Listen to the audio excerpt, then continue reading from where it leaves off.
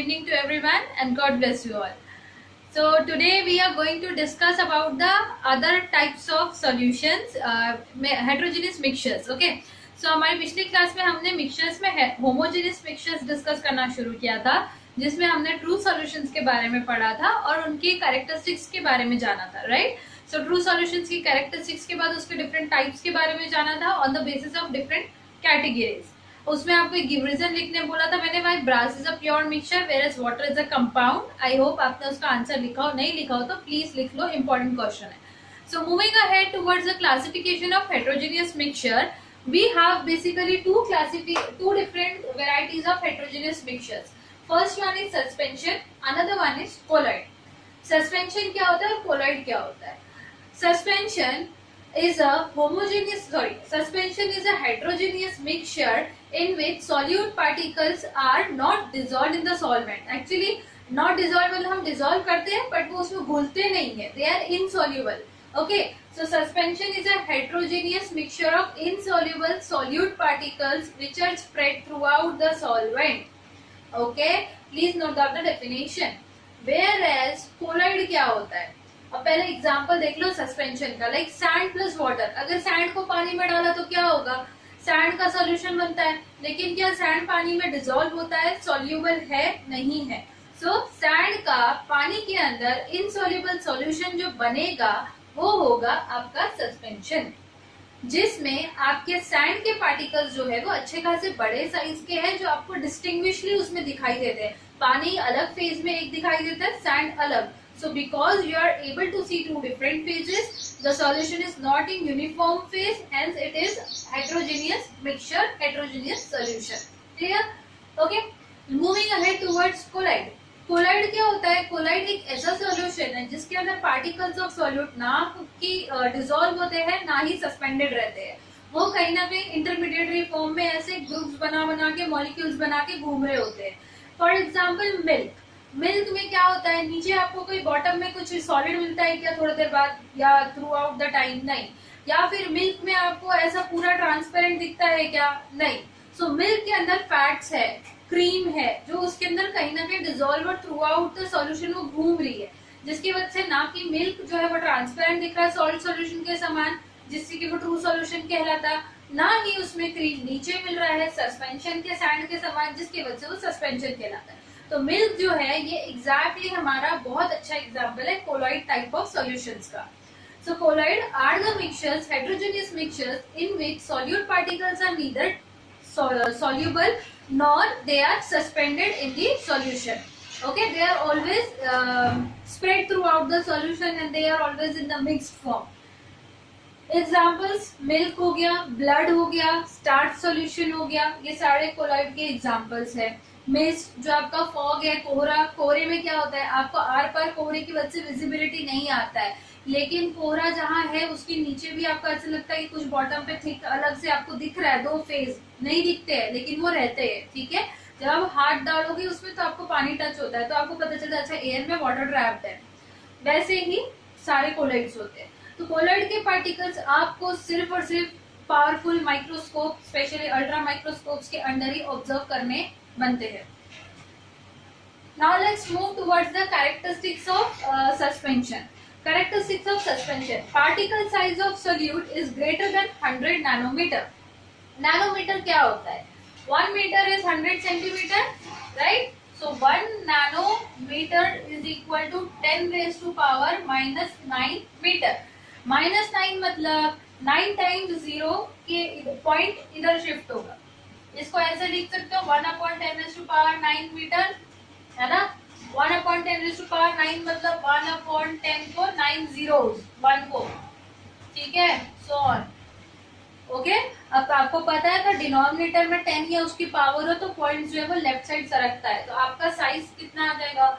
0.00000 कितना तो भी ये होगा, कितना मीटर होगा, राइट?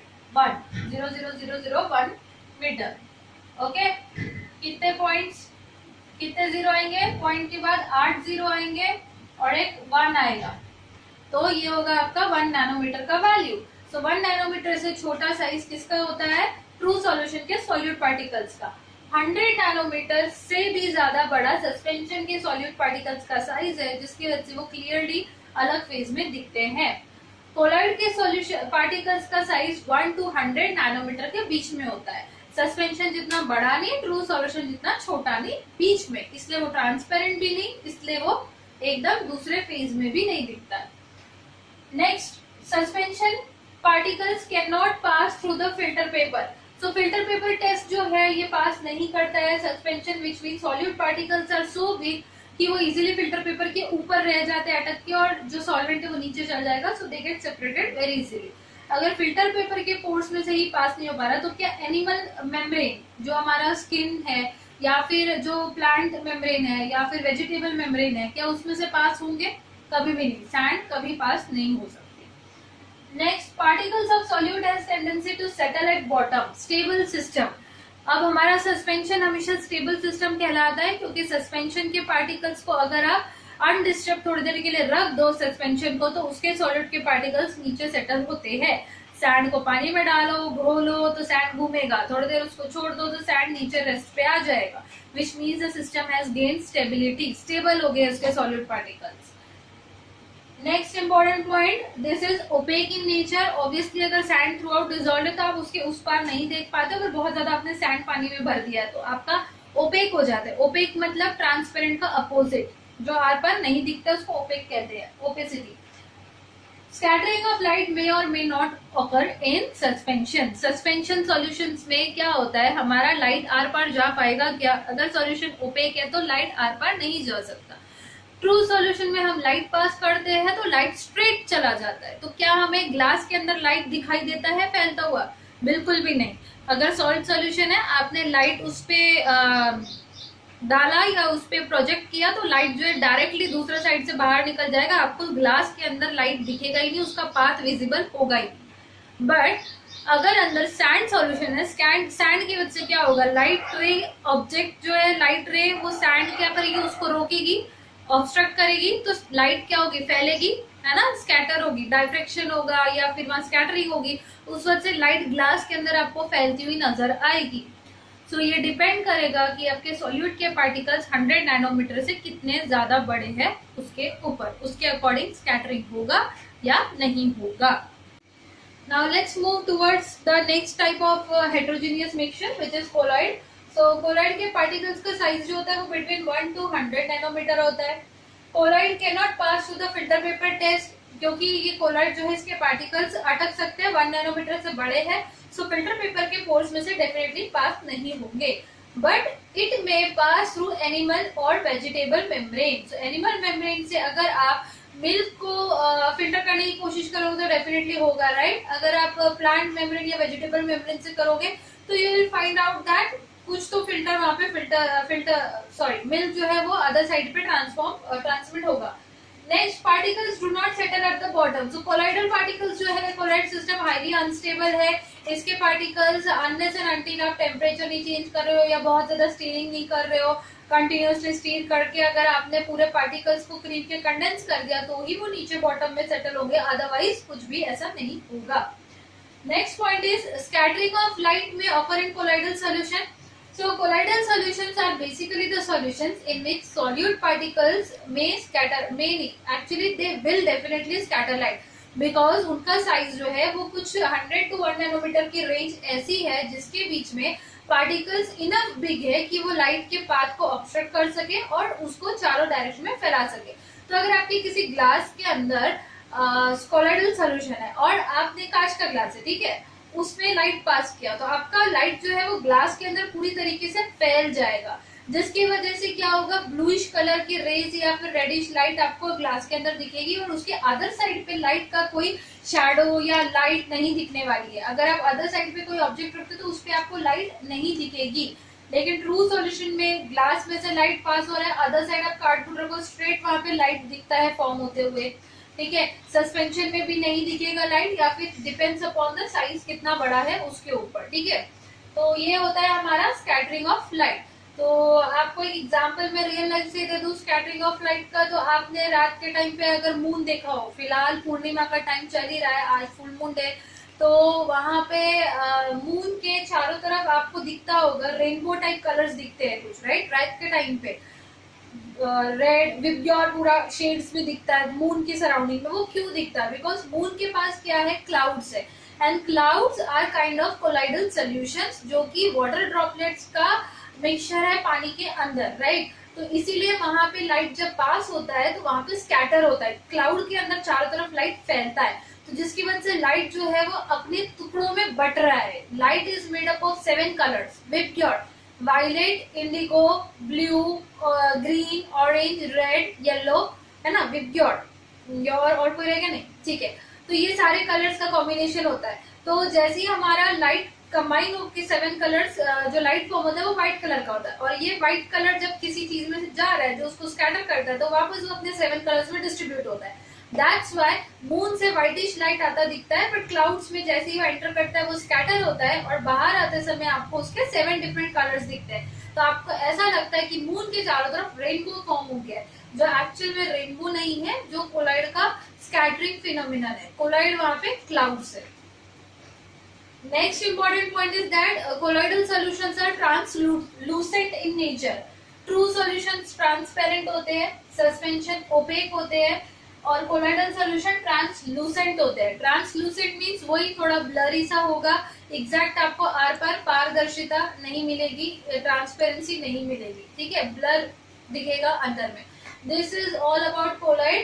So आपको क्या करना है, एक चार्ट ऑफ डिफरेंस बनाना है। Write the difference between sol, sol मतलब ट्रू सॉल्यूशन को SOL सोल भी कहा जाता है।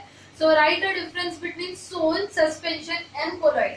ये आपको अपने बुक में अच्छे से चार्ट बना के लिखना है। तीनों के आपके पास आएंगे कम से कम 1 2 3 4 5 6 7 पॉइंट्स आएंगे, ठीक है? With example 7 points must be there at least. Next एक चीज जो आपको याद रखनी है, ट्रू सॉल्यूशंस और सस्पेंशंस में हम जिसमें चीजें डिसॉल्व होती है उस मीडियम को हम सॉल्वेंट बोलते हैं, है ना?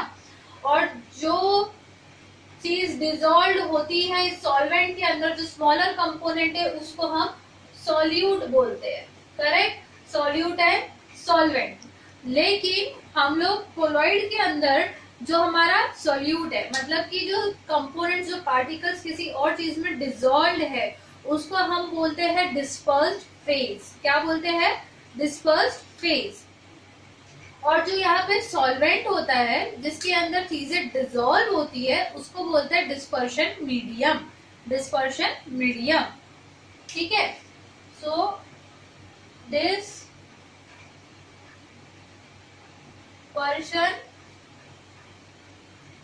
मीडियम किसको बोला जाता है? यहाँ पे सॉल्वेंट को। ये आपको याद रखना है। तो जैसे कि मैंने आपको बताया, अभी क्लाउड्स का एग्जांपल दिया, क्लाउड कोलॉइड है, तो क्लाउड में डिस्पर्शन मीडियम क्या होगा? या डिस्पर्शन मीडियम यहाँ पे होगा एयर, राइट? Different gases. और जो सॉल्यूट है उसको क्या बोलते हैं हम लोग?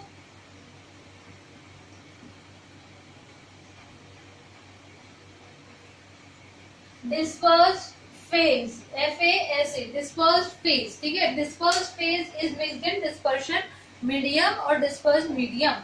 सो this was in general about suspension in colloid. अब जो स्कैटरिंग ऑफ लाइट का फिनोमिनन हो रहा है उसको कहा जाता है Tyndall effect. So what is Tyndall effect, how it occurs, let's see that. So here are the two experimental diagrams of different types of solutions. So first of all, in a beaker we had taken true solution. True solution में से जब आप source of light से कोई light pass कराओगे, beam of light, तो you'll observe that it will pass straight through the solution, and उसके सामने अगर कोई object रखते हो तो आपको वहाँ पे light का spot मिलेगा, bright spot। और इस solution के अंदर आपको दूर दूर तक इस तरीके से कोई भी light pass होते हुए नहीं नजर आएगा। बेसिकली पूरा का पूरा सॉल्यूशन जैसा है वैसा ही ब्लैंक नजर आएगा, बट आपको अदर साइड स्पॉट दिख रहा है, विच मीन्स लाइट तो पास हुआ है बट स्ट्रेट चला गया विदाउट एनी ऑब्स्ट्रक्शन। कोई पार्टिकल्स इनको रोका नहीं, जिसके वजह से वो स्कैटर हुआ नहीं और वो दिखा ही नहीं, ठीक है। अब नेक्स्ट यहाँ पे हमारे पास सेकेंड ऑब्जर्वेशन है। हमने एक कोलॉइडल सोल्यूशन लिया है बीकर के अंदर, और यहाँ पे हमने एक सोर्स ऑफ लाइट रख के बीम ऑफ लाइट पास करवाया। तो क्योंकि बीम ऑफ लाइट पूरा का पूरा इस वेसल के अंदर जाना चाहिए, इसलिए हमने बीच में लेंस यूज किया है, कॉन्वर्जिंग लेंस। जो बेसिकली आपका यहाँ पे जो लेंस है वो कॉन्वेक्स लेंस है, ठीक है। तो कॉन्वेक्स लेंस एक कन्वर्जिंग लेंस है जो लाइट की बीम को कन्वर्ट करता है एक पर्टिकुलर पॉइंट पे। तो जैसे ही आपने लेंस यूज किया, सारा का सारा बीम ऑफ लाइट लेंस पे फॉल होते ही अदर साइड वो कन्वर्ट होके इस सॉल्यूशन के अंदर गया। सॉल्यूशन के अंदर यू विल ऑब्जर्व कि आपको यहाँ पे माइक्रोस्कोप से जब आप इसको राइट एंगल्स पे ऑब्जर्व करोगे, राइट एंगल्स मतलब ये अपैरेटस ऐसा रखा है और आप सामने से उसको देख रहे हो, ठीक है, सामने से apparatus is in this position, you are watching like this, so this is 90 degree angle, right angles। so आप किसी भी सेटअप को, एक्सपेरिमेंटल सेटअप को इस तरीके के अगर 90 डिग्री पे ऑब्जर्व करते हो और माइक्रोस्कोप की हेल्प से देखते हो तो आपको ये सॉल्यूशन के अंदर यहाँ पे ब्लूइश कलर का ऐसे कोन स्ट्रक्चर देगा, conical structure. So this bluish structure is known as Tyndall cone. Okay, तो ये टिंडल कोन यहाँ पे क्यों अराइज हो रहा है, क्योंकि यहाँ पे लाइट जो है वो स्कैटर हो गया है। अब जो स्कैटरिंग ऑफ लाइट होता है उसमें क्या होता है, जो 7 कलर्स है विब्योर्ड, इनकी अलग अलग वेवलेंथ और फ्रीक्वेंसी होती है। फ्रीक्वेंसी मतलब भागने की क्षमता। तो अब अलग अलग है, तो ब्लूइश लाइट जो है ये सबसे कम स्कैटर होता है, इसलिए आपको सबसे ज्यादा यहाँ पे दिखेगा, बाकी सब फैल जाएगी इधर उधर, तो बाकी सब रेज आपको नहीं दिखेगी, बट यहाँ पे ब्लू कलर का आपको स्कैटर्ड रे ब्लर टाइप इमेज दिखेगा लाइट का। सो वो क्यों हो रहा है, क्योंकि इसके कोलाइडल के पार्टिकल्स क्या कर रहे हैं, कोलाइडल सॉल्यूशन के उसको रोक रहे हैं लाइट को और उसको फैला रहे हैं, ठीक है। अब ये जो luminosity of the path of beam है, ये पाथ ऑफ बीम का जो लुमिनोसिटी है इसको टिंडल इफेक्ट बोलते हैं। ल्यूमिनोसिटी मतलब उसकी चमक, उस लाइट की इंटेंसिटी, ब्राइटनेस जो आपको दिख रही है। So the luminosity of this path of beam which gets scattered in the colloidal solution is known as Tyndall effect, and the conical region where we are seeing the Tyndall effect is known as Tyndall cone, ठीक है। The illuminated portion in conical shape inside the solution where Tyndall effect is occurring is known as Tyndall cone। So ये आपकी दो definitions clear होनी चाहिए। तीसरी definition क्या clear होनी चाहिए, तीसरा actually definition एक important point, this observation is made at right angles to the setup, okay, through a microscope। so ये 3 पॉइंट्स अगर आप इस क्वेश्चन के आंसर में लिखते हो तो आपको 3 on 3 मार्क्स मिल जाएगा। ये 3 मार्क्स के लिए या 2 मार्क्स के लिए कई बार एग्जाम में पूछा जाता है, ये बहुत इंपॉर्टेंट कंसेप्ट है। So Tyndall effect, scattering of light जो है ये बेसिकली आप लाइट चैप्टर में, ह्यूमन आई चैप्टर में, फिजिक्स के पोर्शन में आप पढ़ोगे और ये वही सेम चीज यहाँ पे अप्लाई की गई है। वहां पे आप स्कैटरिंग प्रिज्म की हेल्प से करते हो, यहाँ पे आप स्कैटरिंग सॉल्यूशन के अंदर कर रहे हो, no difference is there. Okay, next अब हम लोग different types of colloidal solution देखते हैं on the basis of dispersed medium and dispersed phase, ठीक है। डिस्पर्सिंग मीडियम को कंटिन्यूअस मीडियम भी बोला जाता है। So continuous medium, dispersing medium और एल्स जो सॉलिड है उसको डिस्पर्स्ड फेज, तो उसके बेसिस पे हम डिफरेंट टाइप्स देखते हैं। So here are the different types of colloidal solutions depending upon the dispersing medium and dispersed phase which we are using. Depending upon the types, we name the colloidal solutions differently और यहाँ पे उनकी कुछ examples भी है। So make sure to note down this thing in your notebook because questions are asked from this table. कैसे पूछे जाते हैं हम इसको सीखने के बाद understand करेंगे। So if your dispersing medium is gas, dispersed phase is liquid, इसका मीनिंग क्या कि आपका जो dispersed phase है इसको मिक्स किया जा रहा है dispersing medium में। So if liquid is mixed in gas, तो आपका जो colloidal solution है उसको नाम दिया गया aerosol। एग्जाम्पल है fog, mist और clouds। fog में, mist में, cloud में क्या होता है, कोहरा जिसे बोलते हैं, fog mist वही है, बादल है। तो यहाँ पे क्या होता है, आपके वाटर ड्रॉपलेट्स गैस के अंदर डिजोल्व है। So liquid water is dissolve in gas, air, right. Next, if your dispersed phase is solid and which is dissolved in gas, then again we have aerosol kind of colloidal solution. An example is smoke. So smoke कहाँ से आ रहा है, गाड़ी से निकलने वाला धुआं, उसके अंदर क्या होता है, आपको लगता है कि वो एयर है जो कम्प्लीटली एयर में डिजोल्व स्प्रेड है, बट ऐसा नहीं होता है। अनबर्न कार्बन पार्टिकल्स गाड़ी के इंजन से निकल रहे होते हैं जिसकी वजह से वो स्मॉल पार्टिकल्स जो है वो सॉलिड फॉर्म में गैस में सस्पेंडेड है, इसीलिए it is solid in gas का aerosol which is example is smoke. So आपको याद रखना है जब आपका डिस्पर्सिंग मीडियम गैस है तो उसके अंदर चाहे लिक्विड हो या सॉलिड हो एरोसोल बनता है, एरोसोल नाम का कोलाइड। अगर गैस में गैस डिजोल्व होगा तो क्या होगा, ट्रू सॉल्यूशन होगा, ठीक है, और कुछ भी नहीं होगा। Air is the example, we all know very well. Air में क्या है, गैस इन गैस, तो ट्रू सॉल्यूशन, इसलिए वो कोलॉइड्स में नहीं है। अब नेक्स्ट हम लिक्विड की बात करते हैं। अगर हमारा डिस्पर्सिंग मीडियम लिक्विड है, ठीक है, डिस्पर्सिंग मीडियम लिक्विड है जिसमें पहले गैस डिसॉल्व हो रहा है, फिर लिक्विड, फिर सॉलिड। नाम याद कर लें, गैस इन लिक्विड होगा तो फोम बोलेंगे, लिक्विड इन लिक्विड होगा तो इमल्शन, सॉलिड इन लिक्विड होगा तो सोल। ठीक है, foam, emulsion, sol, new names आते हैं। सो फोम का एग्जांपल क्या होता है, सोप बबल्स, जिसको सोप सड्स भी बोला जाता है, SUDS sud, SUD sud means bubble. Okay, so soap bubble या सोप का जो फोम होता है, फ्रोथ होता है, उसको हम लोग फोम ही बोलते हैं। तो वो कैसे फॉर्म होता है, क्योंकि आप सोप के सॉल्यूशन बना के उसमें फूंक मारते हो तो आपका एयर कैप्चर होता है उस सॉल्यूशन के लिक्विड के अंदर, right. So it is a colloidal solution. आपने ध्यान से देखा होगा तो सोप बबल के साइड पे आपको रेनबो का स्ट्रक्चर दिखता है, या बबल के ऊपर आपको लाइट ऐसी दिखती है, रेनबो, रेड येलो ग्रीन, है ना, रिफ्लेक्ट होती हुई। क्यों हो रही है, कोलाइड है, लाइट को स्कैटर कर रहा है। ओके, वैसे ही शेविंग क्रीम भी एक तरीके का आपका foam type of colloidal solution है, जिसमें कुछ गैसियस कंपोनेंट लिक्विफाइड मीडियम में मिक्स किया हुआ है। लिक्विड एंड लिक्विड इमल्शन होता है, जिसके एग्जांपल्स हमारे पास है मिल्क, फेस क्रीम।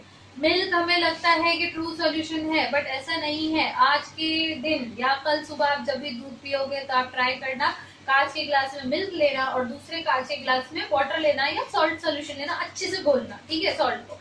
एक टॉर्च होगा आपके पास, मोबाइल तो होगा ही, मोबाइल का टॉर्च लेना, ग्लास के बिल्कुल इस कॉर्नर पे उसको रखना, ठीक है। इस तरीके से अगर सपोज ये कुछ मोबाइल है तो इस तरीके से आप टच कर दो बिल्कुल, और आप अदर साइड पे उसकी ऑब्जर्व करना, कुछ ऑब्जेक्ट रख के यहाँ पे लाइट आ रहा है क्या। अगर नहीं आ रहा है तो आप 90 डिग्री, मतलब इस तरीके से आपका टॉर्च आके आपके ग्लास को टच हो रहा है, तो आप कहाँ से ऑब्जर्व करने वाले हो, आप सामने से, ठीक है, बिल्कुल 90 डिग्री के एंगल से आप ऑब्जर्व करो सामने से कि आपको अंदर क्या दिख रहा है, लाइट दिख रहा है क्या, ब्लूइश कलर का, या स्कैटर होते हुए, या फिर तुरंत आर पार जा रहा है। तो मिल्क के अंदर आपको स्कैटरिंग मिलेगा, which gives us the conclusion that milk is a kind of colloidal solution.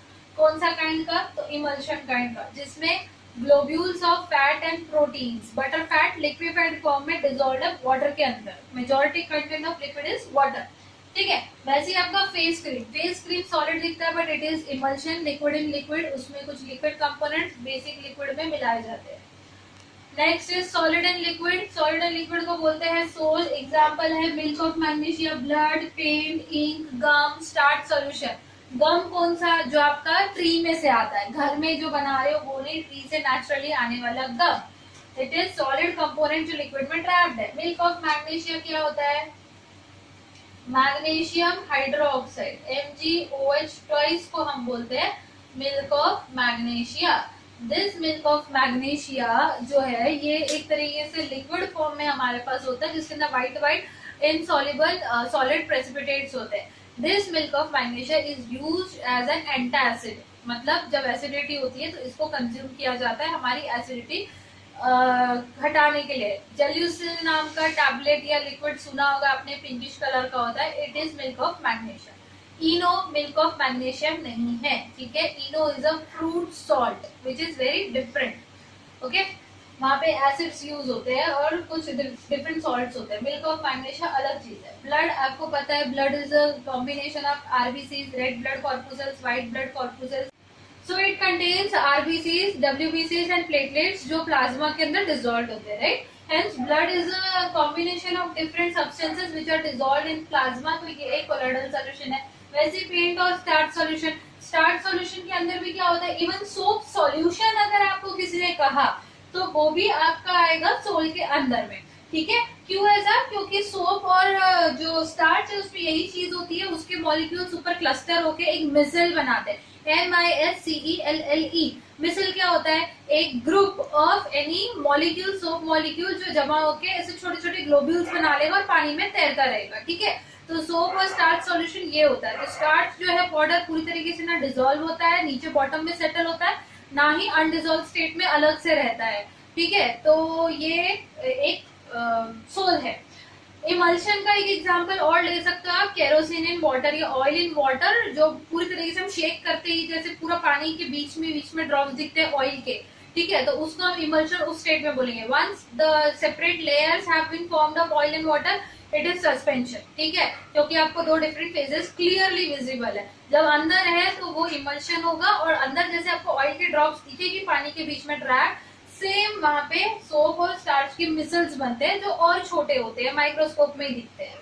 Clear. Next, अब हमारा डिस्पर्सिंग मीडियम क्या है, सॉलिड है। इसमें हमने डाला है gas, liquid and solid back to back, ठीक है। तो आपका जब गैस सॉलिड में जाता है तो बनता है सॉलिड फोम, ठीक है। Gas in liquid is foam, gas in solid is solid foam. So solid foam का आपका एग्जांपल है प्यूमाइज प्लास्टिक फोम। प्लास्टिक फोम वो है जो आपके घर में कुछ कांच की चीजें अगर कभी आई होगी, नई परचेस की होगी आपने, स्पेशली टीवी या रेफ्रिजरेटर, तो उसके साइड में व्हाइट कलर का मोटा सा एक शीट रखा होता है जो स्पंज जैसा भी नहीं होता, थर्मोकोल जैसा भी नहीं होता, कुछ अलग ही दिखता है वो, दैट इज प्लास्टिक फोम, ठीक है। थर्मोकोल को भी व्हाइट प्लास्टिक फोम बोला जाता है। तो उसके अंदर आपको दिखता है कि एयर ट्रैप्ड होता है ना, तो gas in solid is trapped, that is solid foam.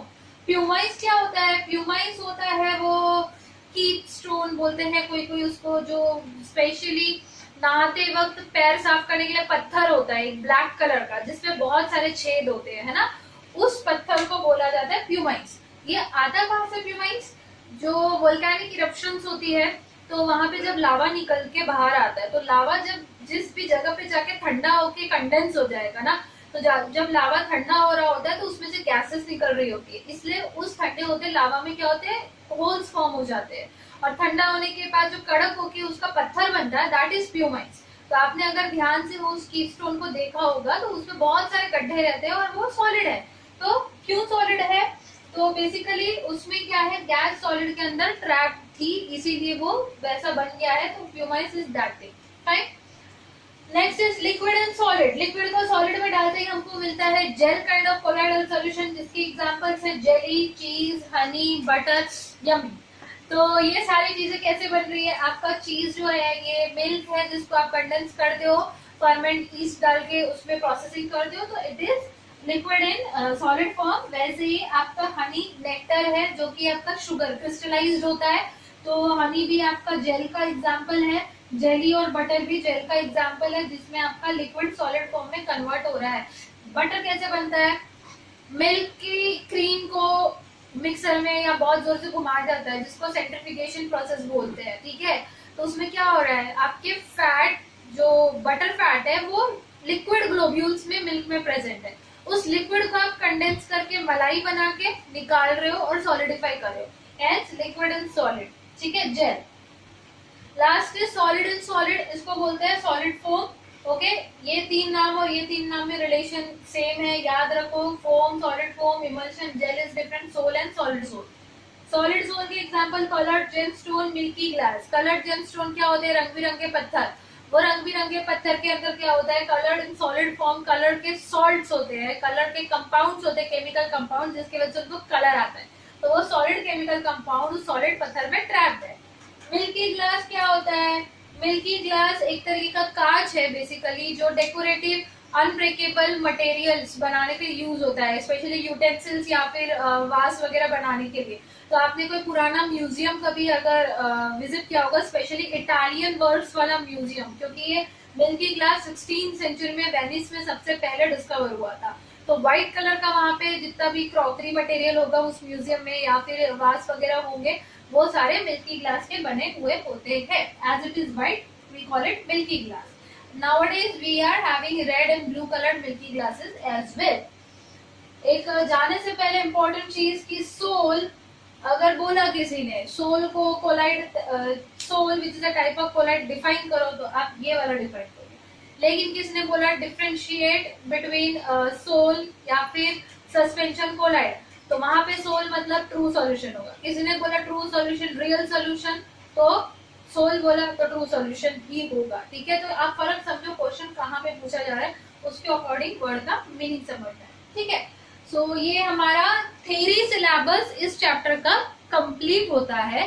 अब हम लोग एक second part of this chapter में मूविंग करेंगे। First part is all done, जहाँ पे अपने कंपाउंड, मिक्सचर्स, एलिमेंट्स के बारे में जाना, उनके टाइप्स के बारे में समझा और कुछ न्यूमेरिकल्स के। अब हम लोग ये मिक्सचर्स को सेपरेट करने की टेक्निक्स को सीखेंगे इन are part 2 of this chapter. So separation techniques will be our next topic. So till then, make all your notes properly and keep practicing. One important note before leaving, जो process हम लोग use करते हैं suspension के solute को नीचे settle करके separate करने के लिए, उसको बोलते हैं सेडिमेंटेशन, राइट. सेडिमेंटेशन, पानी के अंदर जो भारी पार्टिकल्स है वो नीचे सेटल होते हैं और ऊपर से क्लियर पानी हम निकाल लेते हैं. This is sedimentation. वैसे ही कोलॉइड के पार्टिकल्स को सेपरेट करने के लिए जो टेक्निक बेसिकली यूज होती है लार्ज स्केल पे, उसको बोलते हैं centrifugation. Centrifugation. So make this notes and keep it ready. अब कुछ न्यूमेरिकल्स कुछ MCQs रहेंगे which I'll be sharing shortly, so go through this and practice them. Thank you. Have a good day.